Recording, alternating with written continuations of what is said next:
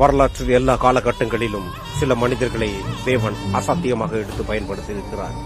அப்படிப்பட்ட மனிதனின் கதைதான் எளிமையான பாடல் வரிகளால் எவரும் பாடும் வண்ணம் இந்த உலகை மாற்றியமைத்த மைந்தன் இவர்.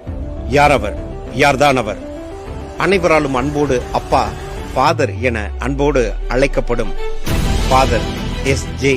பெர்க்மான்ஸ் அவர்கள் 1974ஆம் ஆண்டு கத்தோலிக்க மத குருவாக பணியை துவங்கிய அவர் 1980களில் ஆவியானவரின் வழிநடத்துதலின்படி பட்டி தொட்டி எங்கும் இயேசுவின் அன்பை எளியவரும் கேட்கும் வண்ணம், பாமரனும் பாடும் வண்ணம் பாடல்களை இயற்றி பிரசங்கிக்க துவங்கினார். அன்று அவர் மனதில் பற்றிய தீப்பொறி இன்னும் வேகமாக பற்றி எரிய துவங்கியது. காட்டுத்தீ போல எங்கும் பற்றி எரிய ஆரம்பித்தது.